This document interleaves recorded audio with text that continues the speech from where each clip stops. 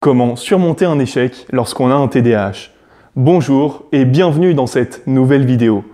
Lorsqu'on a un TDAH, on a tendance à rencontrer plusieurs échecs durant notre vie, et notamment sur le plan scolaire.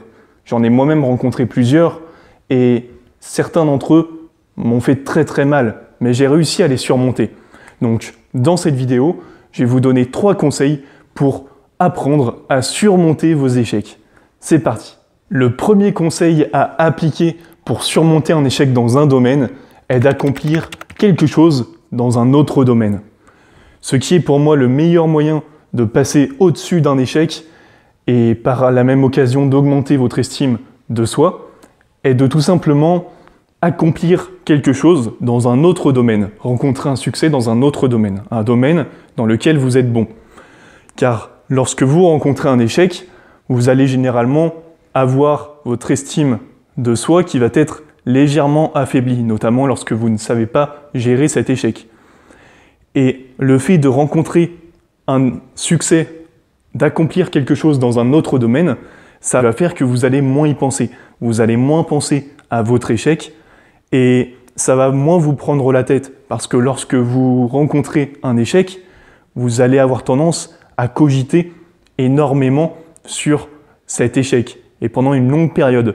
Et donc justement, le fait de rencontrer un succès, une victoire dans un autre domaine dans lequel vous êtes bon, ça va faire que vous allez tout simplement moins penser à cet échec, plus penser à votre succès, ce qui va contrebalancer et faire que vous allez tout simplement surmonter cet échec plus rapidement. Le second conseil à appliquer pour surmonter un échec est de voir cet échec dans un domaine comme une opportunité de recommencer et de vous améliorer dans ce domaine, d'accord? Non pas comme une finalité. Vous ne devez pas voir cet échec comme une finalité en soi. Vous devez vraiment le voir comme une opportunité de recommencer et de vous améliorer. Car lorsque vous allez agir, lorsque vous allez passer à l'action dans un domaine, peu importe ce domaine, vous allez obligatoirement rencontrer des échecs. Mais c'est ces mêmes échecs qui vont ensuite, lorsque vous allez les surmonter, vous mener à la réussite et au succès dans ce domaine. Donc, lorsque vous rencontrez un échec, ne vous inquiétez pas, ne culpabilisez pas. Dans tous les cas, ces échecs, vous êtes obligé de passer par là et de les surmonter pour ensuite connaître la réussite. Mais vous ne devez vraiment pas voir ces échecs comme une finalité en soi, car c'est à ce moment-là que vous allez vous planter tout simplement. Donc, ces échecs, dites-vous que vous êtes obligé de passer par ces étapes, par ces échecs, pour ensuite les surmonter et atteindre le succès, la réussite dans un domaine. D'accord?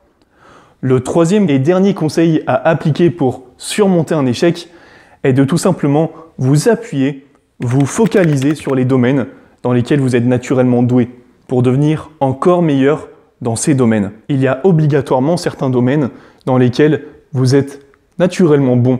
Vous ne les avez peut-être pas encore trouvés, mais je peux vous assurer que c'est le cas. Il y a des domaines dans lesquels vous êtes naturellement doué, d'accord?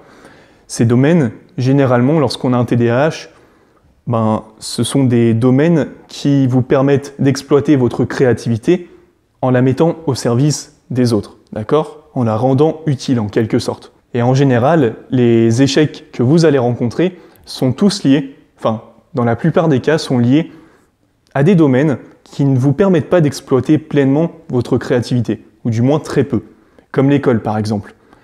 Et lorsque vous allez rencontrer des échecs dans ces domaines, notamment lorsque ce sont des échecs qui sont répétitifs,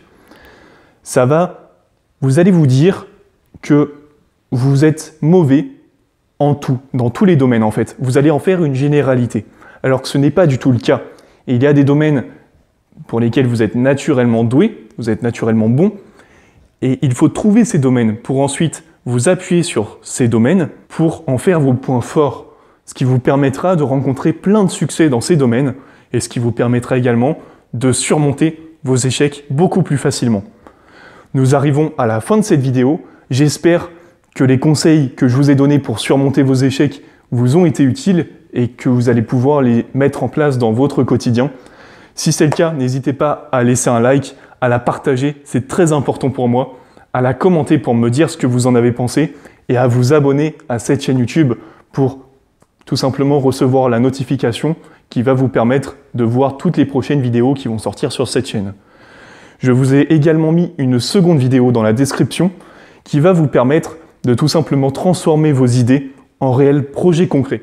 Donc cette vidéo est en lien dans la description. Si ça vous intéresse de vaincre la procrastination, foncez la voir. Je vous remercie pour votre attention. Je vous dis à très vite, c'était Arthur. Ciao.